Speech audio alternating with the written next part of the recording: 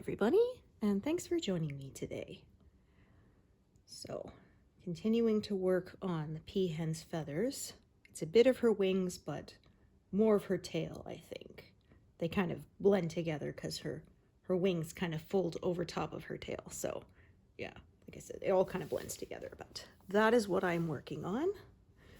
And yeah, I am past 70% now. In fact, I have a palindrome going. It's 70.07. Which, yeah, I like finding numbers like that. It's kind of cool. All right, so yeah, we'll see how tall of an area I work across today.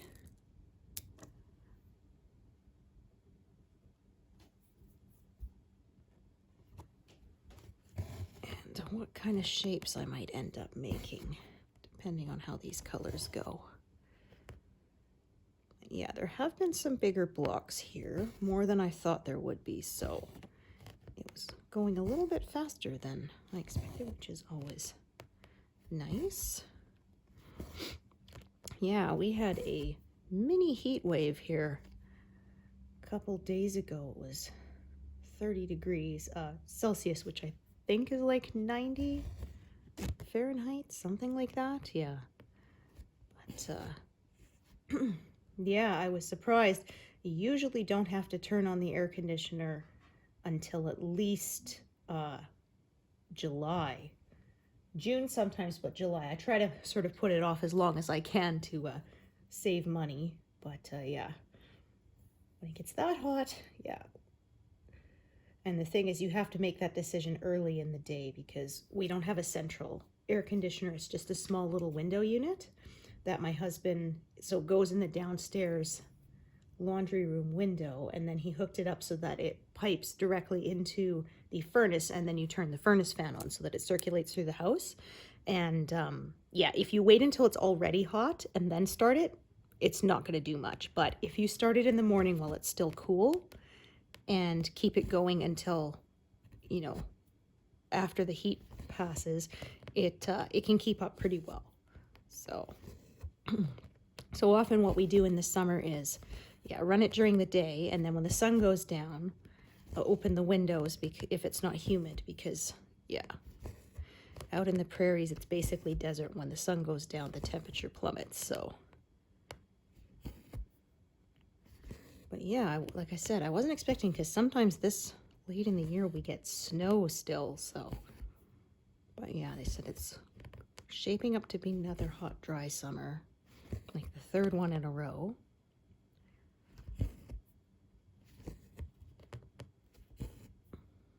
Hopefully not too dry. Hopefully we don't end up with forest fires again, because that's never good. Yeah, we had a couple of years ago. It was really bad. The air quality was so bad we couldn't go outside. The sky was actually orange sometimes. Yeah, it's terrible. So yeah, I'm just starting here, but I'm gonna kind of work up higher, I think. We will see. I may have to move my camera at some point, depending on how large of an area I work across.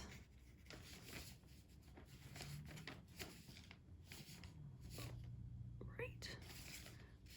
Almost put that envelope back in the wrong place, which can make it a pain to find later. Yeah, I don't necessarily keep my threads in number order in my working tray, but I do try to keep them that way in my envelope tray. Yeah, so just double checking with my grid lines there. Yeah, so we had some eventful days. At my husband's work there, one of their company vehicles got stolen, which was really ridiculous because it has logos all over it. So, like, you know, it doesn't make sense to steal that. Everybody will know whose it is, right? You can't sell it with logos on it. I mean, yeah, I suppose you could take the decals off, but a lot of times, if it's been on there enough, the sun will have faded the paint around it a little bit, and you'll see the outline still. But anyway, Yeah, they found it very quickly, like within an hour. They put up a message on a public on their Facebook page saying, hey, if you guys see our vehicle, you know, let us know. And like within 5 minutes, somebody posts a picture saying, I think I found it. It's behind my apartment building. And yep, that was it. So yeah. And thankfully it wasn't damaged or anything. So yeah, it was recovered very quickly. So, because I thought, I remember when my husband told me, I thought, like, did they take it to go joyriding or something? Because like I said, yeah, with company logos on it, it's not really like you can keep it, right? And I said, I mean, I suppose people could take it to a chop shop, but again, with logos on it, places might not touch it because it'd be pretty easy to say, well, clearly you should have known that was stolen, right? Like, yeah, a lot of times they can just claim, oh, well, we didn't know it was stolen property. But I mean, with company logos on it, that's kind of hard to, yeah, pretend that you didn't. So, yeah, my husband said, like, thankfully they got it back, no damage. So not a big deal. But he said, boy, it was a big pain. All the paperwork he is still dealing with. Yeah. Yeah, and they said that it had like a GPS locator in it, but in order to get it turned on, you have to jump through some hoops unless it's emergency, like if your car got stolen and your kid was in the back seat, then obviously they will do it immediately, right? But if it's not, then yeah, there's protocol you have to go through. And yeah, so he said it was kind of nice because they ended up not needing it because yeah, somebody saw it. And yeah, the RCMP said they think they know who it was. It's a gang they've been after for a while, but they said it's just they haven't been able to prove it. Yeah. So they've apparently been slick enough to not leave any evidence behind. So yeah, like they said, they know who it probably is, but yeah, of course, like I said, you need evidence, right? You need to be able to prove it. So, but yeah, so they're dealing with that. They're upgrading their security system because yeah, like they said, they were glad that that was all that got taken because they have some, you know, quite valuable equipment and stuff. And I said, yeah, but probably because it's rather niche because it's for broadcasting and that it would be harder to fence, right? So yeah.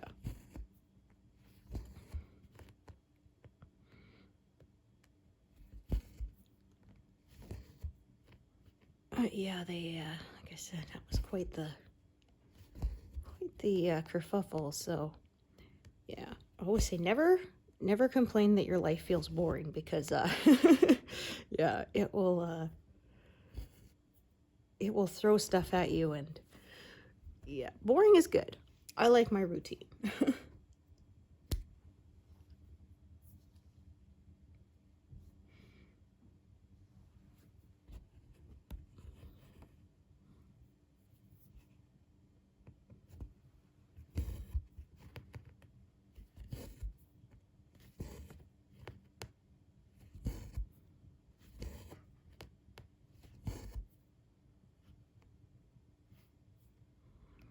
Yeah, talking about vehicles, came up in my memories a picture of kiddo when he was just like 1, and he was, you know, pretending to drive dad's car, standing on the seat holding the steering wheel. So we took a picture of him sitting behind the same steering wheel, and you know, I said then and now. Yeah. And and one of my friends says, oh my gosh, you guys have the same car? I said, well, yeah, but it's my husband's baby that he restored, you know, just after high school. And yeah, it's not like everyday car that gets driven all the time. It's, yeah, basically a collector's item. Yeah. It's an old 1988 Honda Prelude that he and his dad stripped down and restored. Yeah. And one of his high school buddies said, oh man, I remember when he was yeah, when he was putting that together. Yeah. putting the fiberglass body on and stuff. Yeah. Yeah, that was actually, it's a manual transmission. So that was what our kiddo was first learning to drive a stick on. Because, yeah.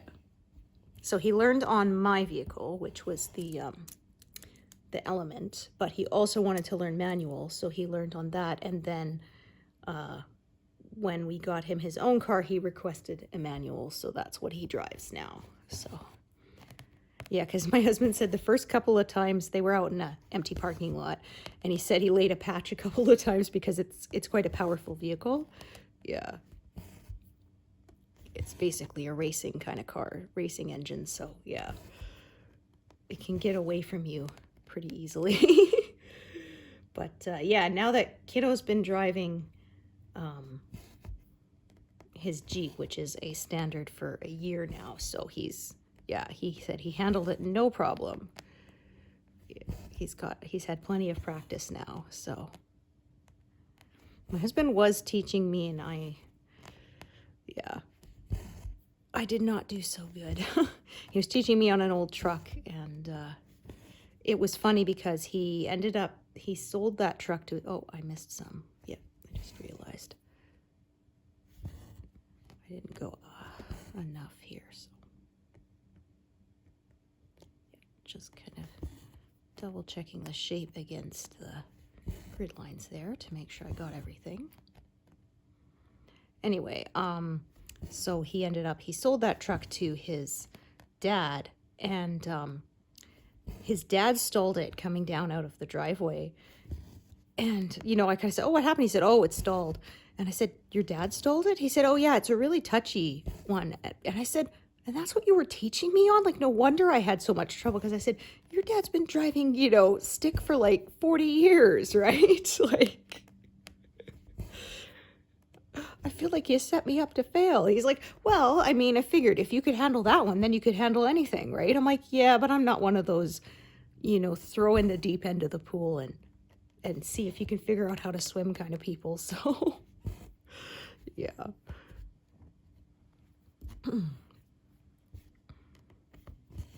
Yeah, I'm just one of those who wants to be good at everything instantly, or I don't want to do it at all.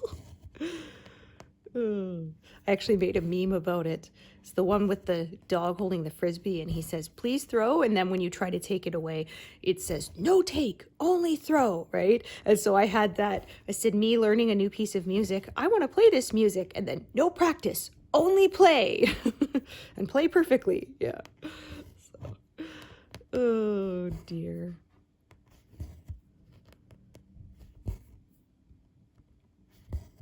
Yeah, so my husband and I finished watching Lost. We were, of course, late to the game, and I enjoyed the ending. I know it was hated by a lot of people, but I liked it. And I said, I don't know, maybe that's I said, I guess I should watch stuff where people hated the endings, because so far I have not. I liked the ending of Game of Thrones. It worked for me. I liked the ending of Supernatural. A lot of people hated it. I liked this ending. I said I liked the ending of Battlestar Galactica, which a lot of people didn't like. So, yeah. I had someone say, they'll watch Dexter and see what you think. I'm like, okay. I haven't watched that one yet. It's on my very extensive list. But I don't have the streaming service that it is on anyway. Not right now, I don't. So, yeah. I said, well, there were some elements of the ending of Deep Space Nine that bugged me. It's still my favorite show, but yeah.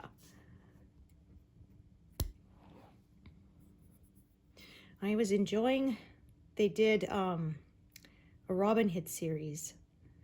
The BBC television did it, and I did not like how that one ended. And I think especially because it wasn't where they were planning to end it, they got canceled.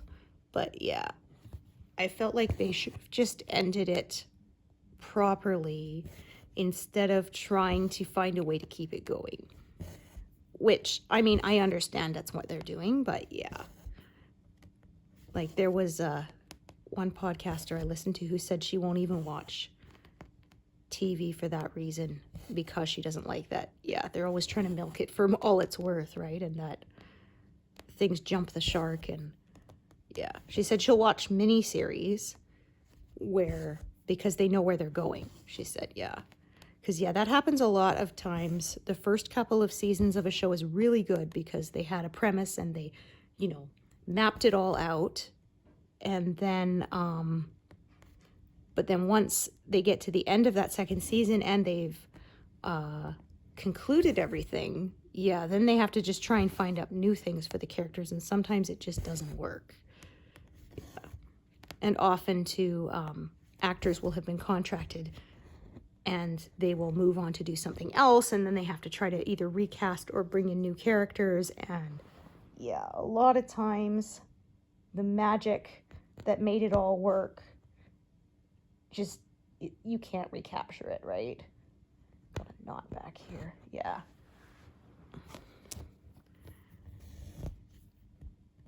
Yeah, sometimes it's the chemistry with the actors themselves that will make that magic happen, and it cannot just be easily recreated with someone else or another character. So yeah,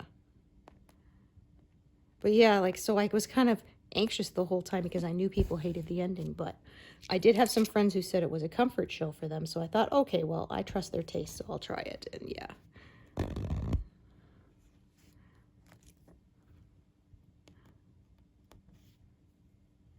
well, I always feel like if you really hate the ending, you can just pretend it didn't end there, Yeah.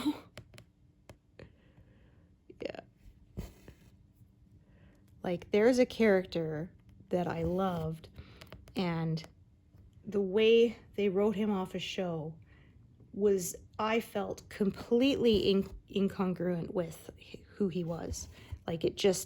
It undid all of his character development over the years. And I said, honestly, as much as it would have hurt, they should have killed the character off. Yeah.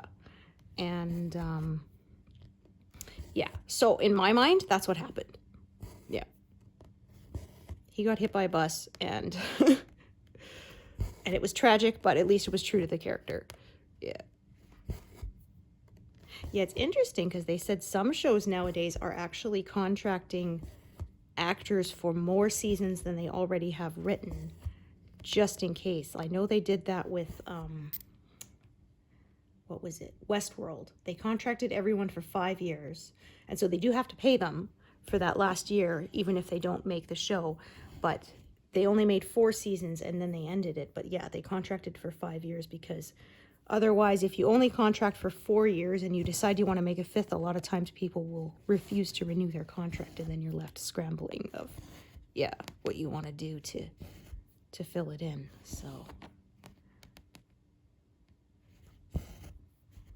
or yeah, it also annoys me when they kill off characters just for the shock value when the actor themselves didn't want to leave. Yeah.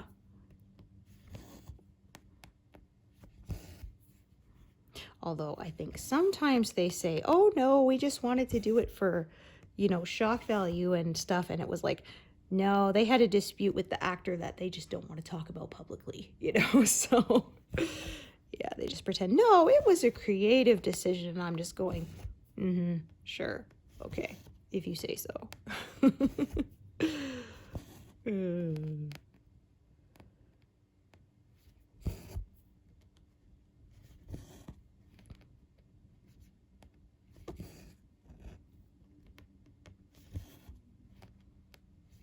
Yeah, because I know they did that. Spoilers for Downton Abbey, but Downton Abbey's been out for a while, so yeah. But anyway, they killed off Matthew because the actor wanted to leave, and they basically said that the way they had set up his character in that show, he would never leave voluntarily. He just absolutely wouldn't. So the only way for him to be able to leave the story, the show, and be true to his character is his character had to die. Yeah.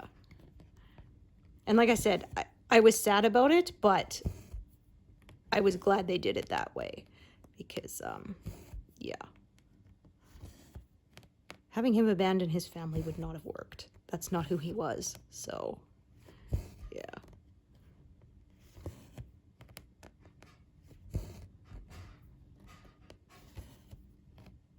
Yeah, it is a windy one out there. You can probably hear my kitchen vent cover going a little nuts there.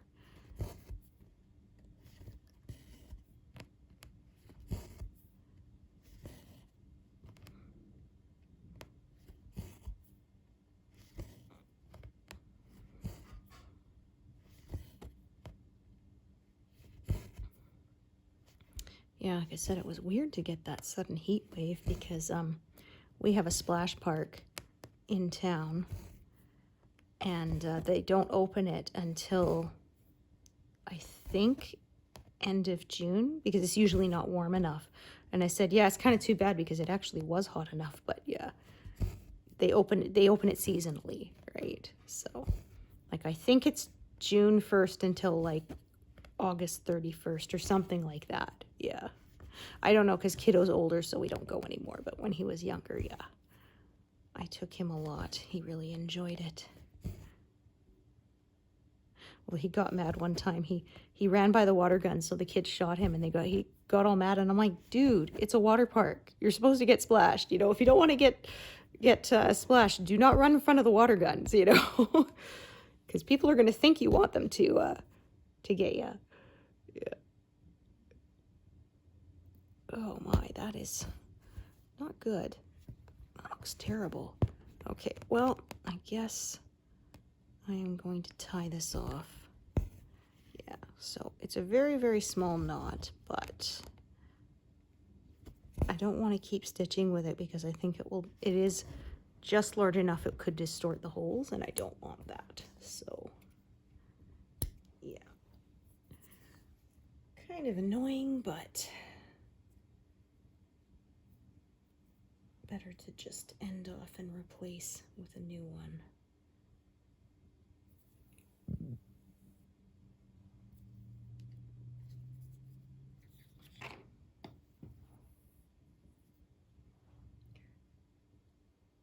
Okay, so I'm thinking reaching 72 is probably doable this month. We will see. I'm hoping, like I said, to reach 3/4 done at the end of June. That will be exciting.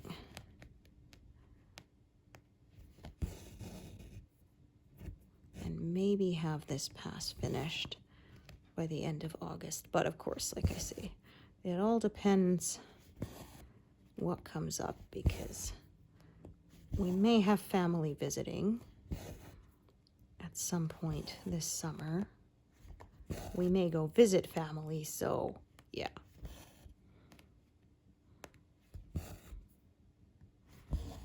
That will, of course, take some time, so.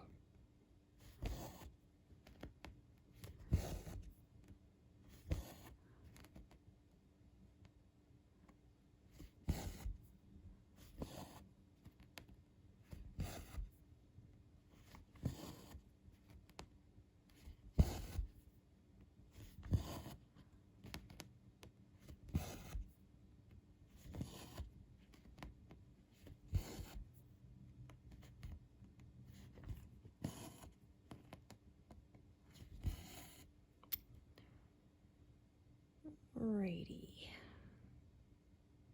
Yeah, so last time I kind of worked this area here. I worked a whole bunch further down the piece, and then, yeah.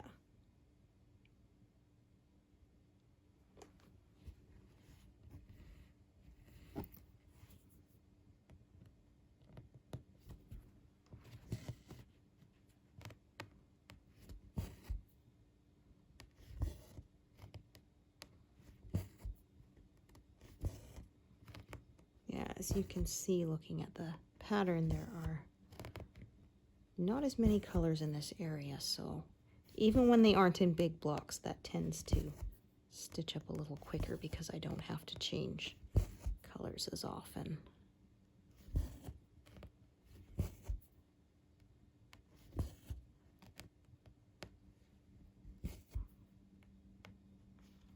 Yeah, so just doing these.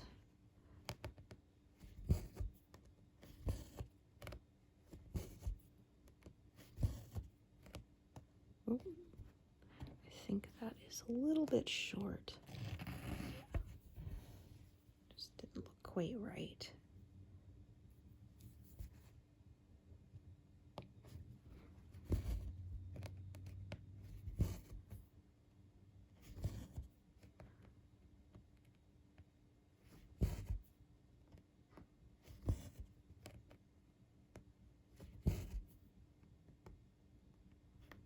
But yeah, I was saying with Lost, it was, again, one of those shows that by the time I saw enough teasers for it and thought, that looks interesting, it was already in its, like, third season, and yeah, that is a show you cannot jump in midstream. Even watching the whole thing, binging from beginning to end, there are still times that I went, oh, wait a minute, what happened? I forgot. Yeah. That director sure does love his symbolism. Yeah.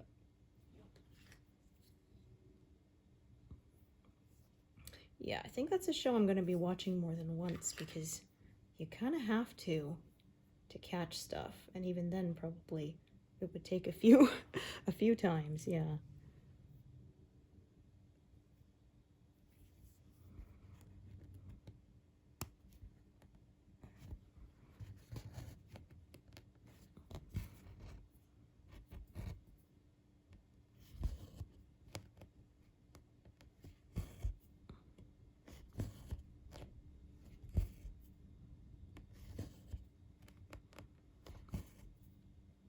Yeah, I'm probably going to use a few smaller pieces because this color kind of scatters around a little bit.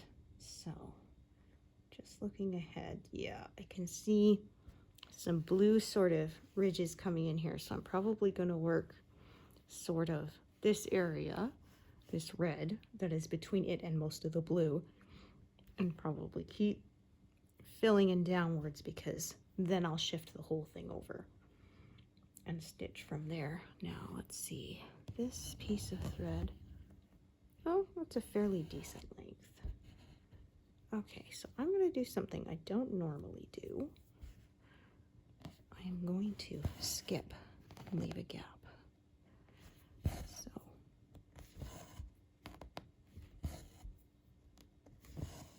I don't feel like adding another thread for this corner bit here. So yeah, there's still quite a lot of this color left.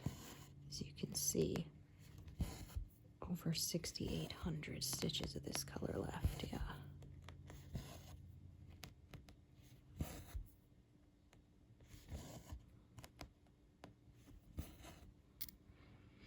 Yeah, I love that Pattern Keeper automatically counts that for you.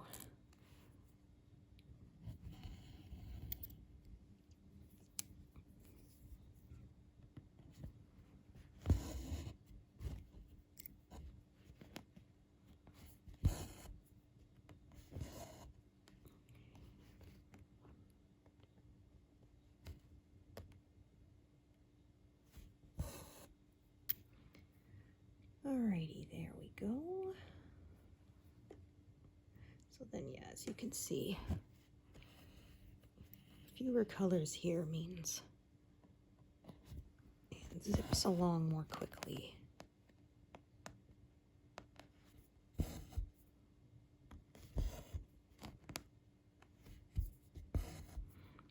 Yeah, like I say, sometimes when I'm not stitching on camera, I will kind of stitch skinny down and back up, but if I do that, then I have to zoom out quite a bit, and it's not as easy for you all to see the details. So when I'm stitching with you guys, I try to stick to a smaller area so that it can be nice and close up and visible.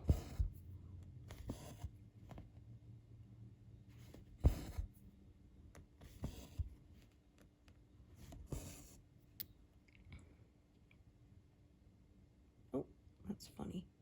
Oh, okay, I was thinking, I was pretty sure I had highlighted all those stitches. Yeah, it's just a little glitch sometimes. If you just wiggle the screen around a little bit, you stick it in move mode and just kind of do that, it will usually correct itself.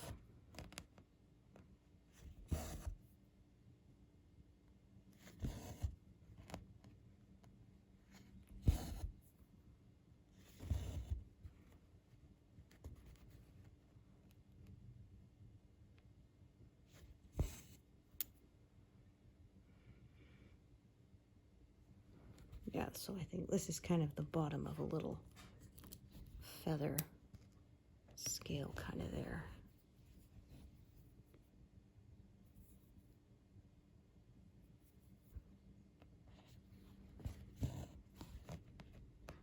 Okay. Yeah, my gosh. Yeah, I had to get used to how windy it is here.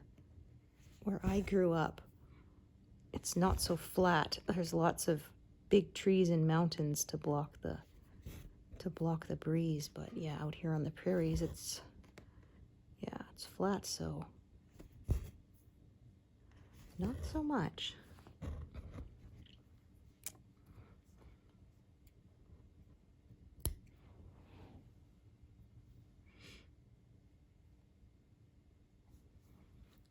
Okay.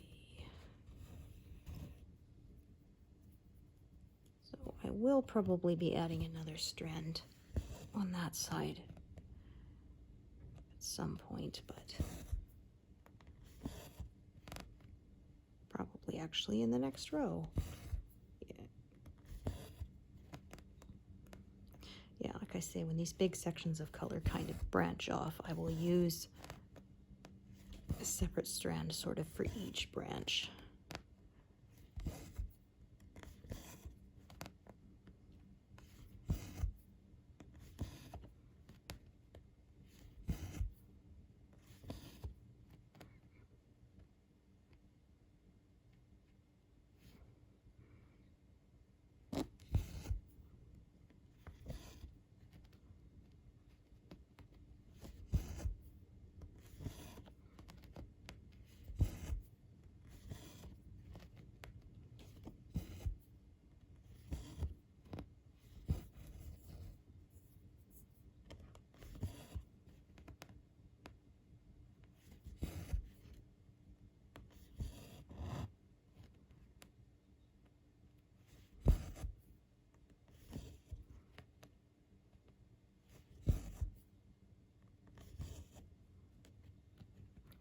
Okay, so I'm going to park this one over here because it's running out and there's like 4 stitches to do with that color there, so it kind of makes sense to put it there. All right, so I'm going to start another thread. And yeah, as you can see, it goes down here, branches off, and continues traveling down that path. So it makes sense for me now to just use another strand for it.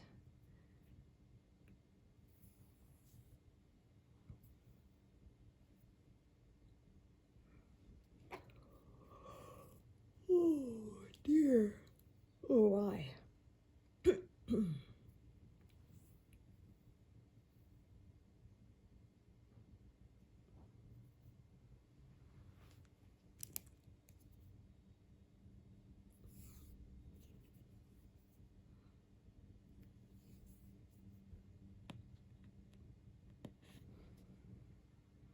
Oh, whoops. Just trying to put it in mark mode, not search mode.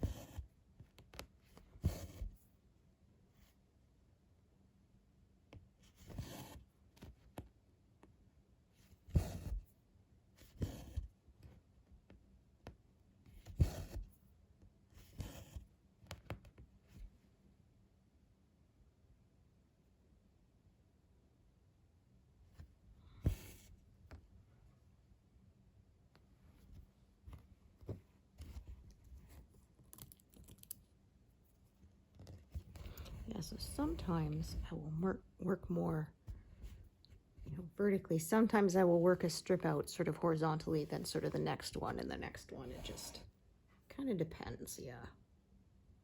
Sometimes it depends on the color shapes.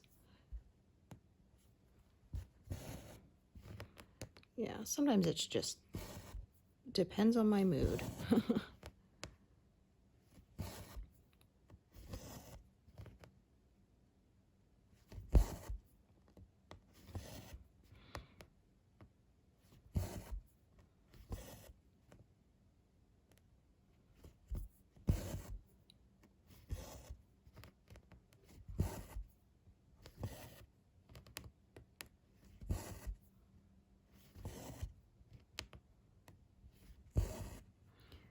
Okay, put that there.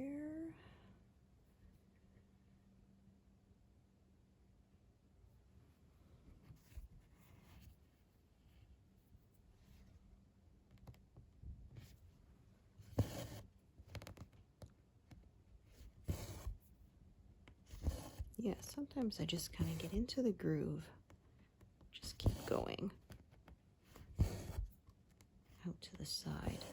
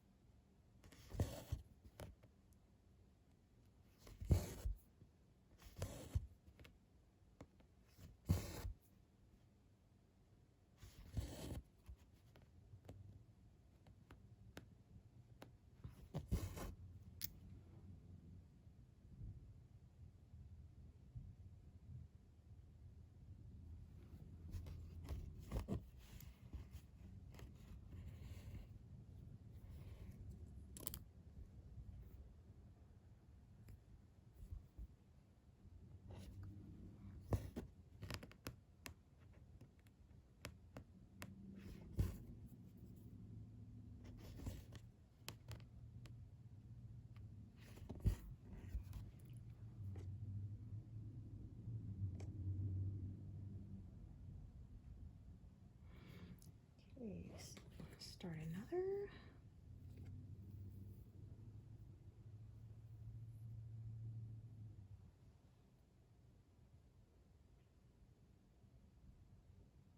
Okay, actually, just looking at this, yeah, I'm going to do that one first.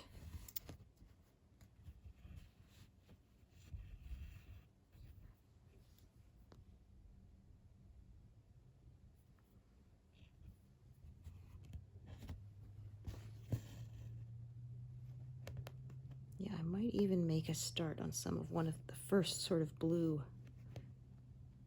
sort of ridge going that way. Like I often say I don't plan too far ahead, just a little bit. Because my plan often changes as I'm stitching.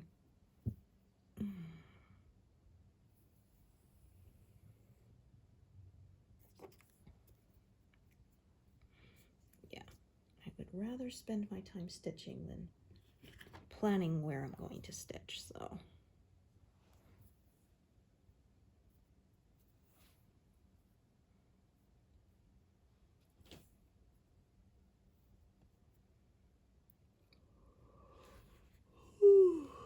Oh my.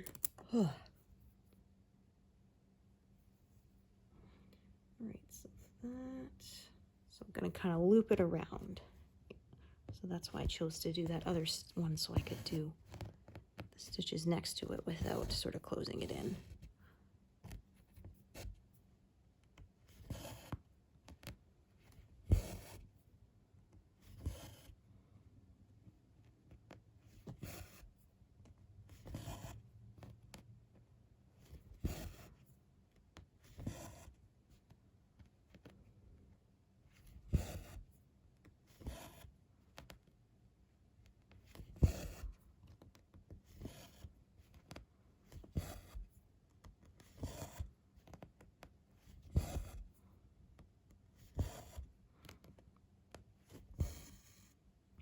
Okay.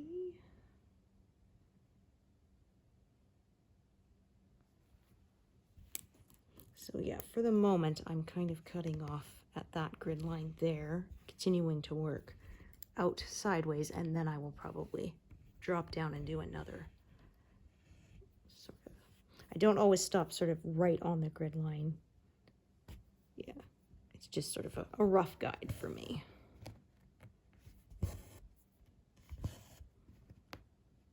So I'm going to do those.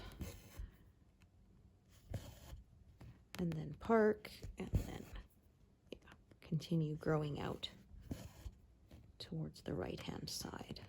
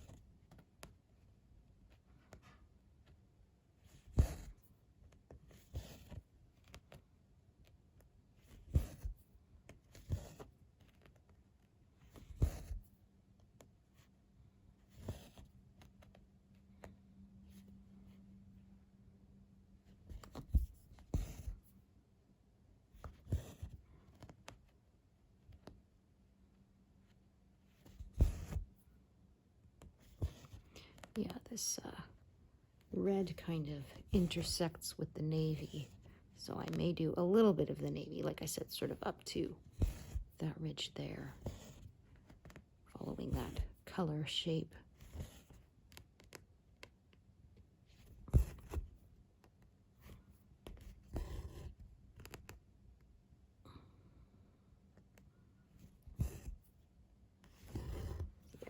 Sure, I want to work much further over to the right, or my back starts to get twisted funny.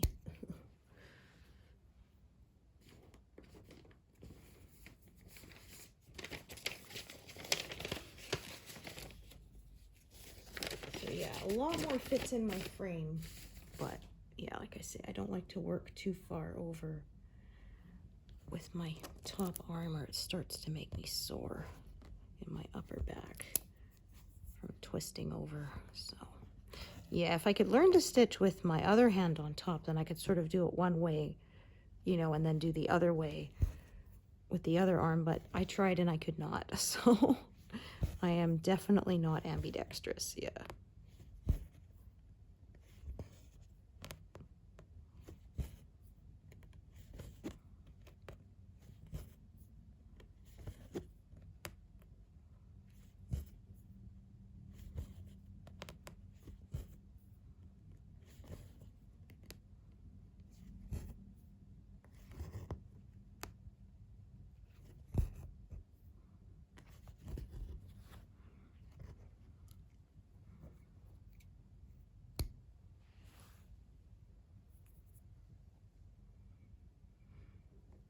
Yeah, so today I actually did start at 0. I was filming with you all, so yeah, the number you see for stitches completed today, I've actually done on camera today.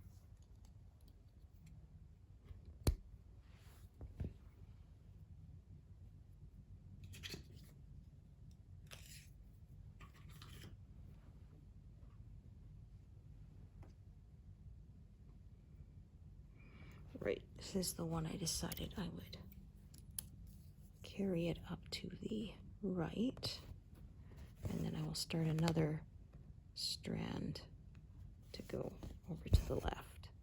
I think though, actually, this might be longer than I thought. So instead of crossing as I go, yeah, I'm going to bring it back to my starting point.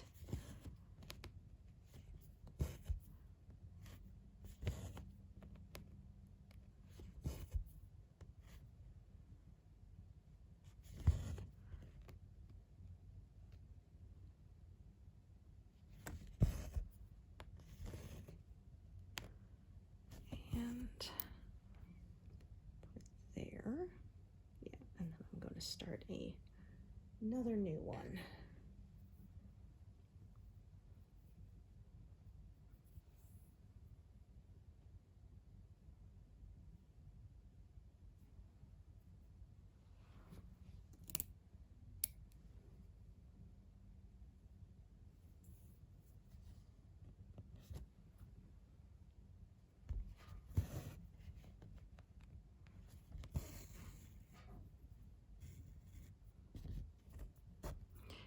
So I think I am going to leave those blue ones for now.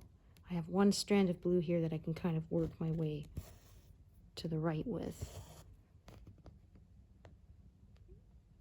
But yeah, I think that's sort of as far over as I want to reach with my top arms. So sort of fill in this and then start filling in below it and so on.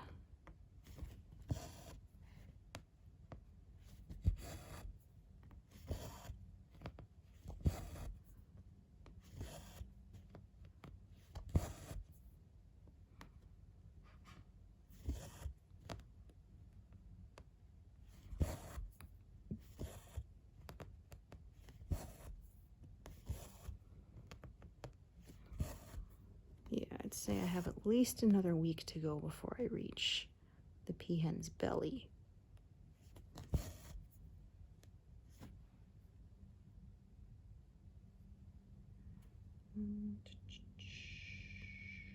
Okay, I'm going to do those as well.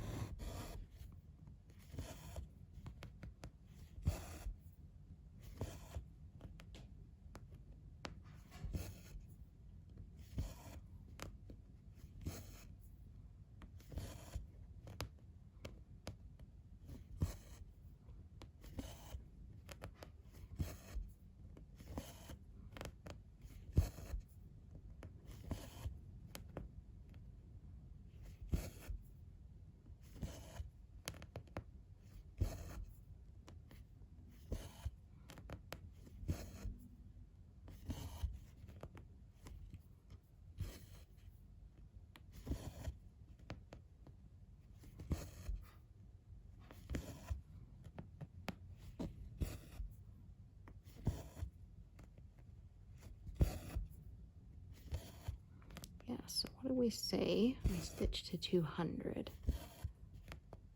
or so.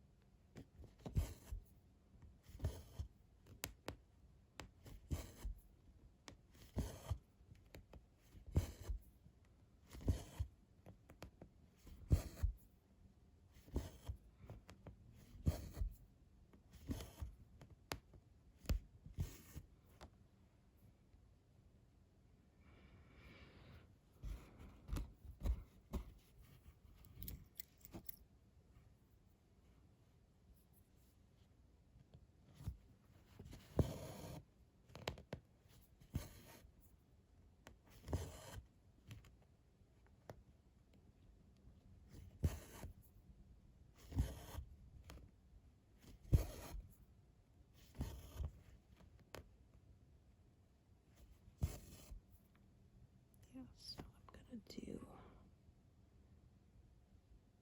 that.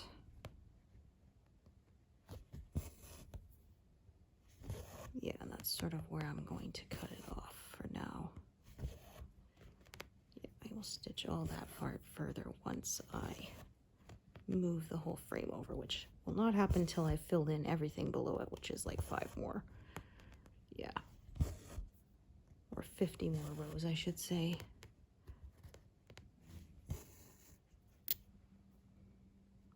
So it'll be a while.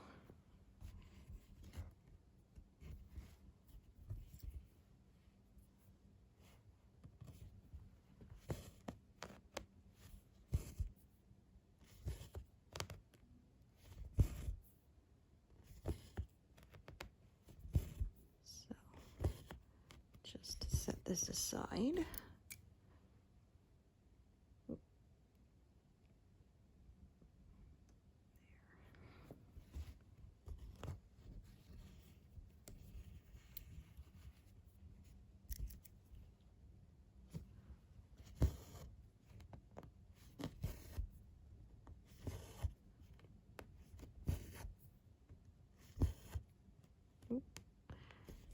Got an end coming along for the ride here. There.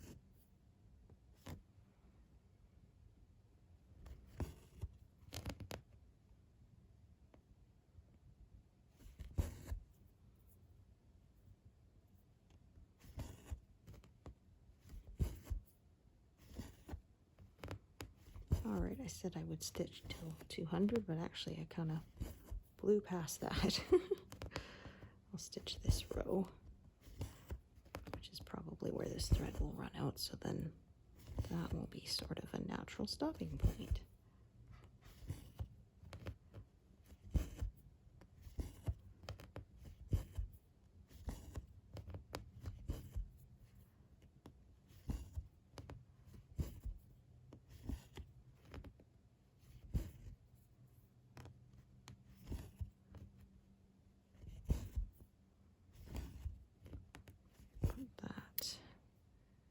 There, yeah, 212. So yeah, that was a pretty good productive session today. So thank you so much for joining me today, and hope to see you next time. Thanks everyone. Bye.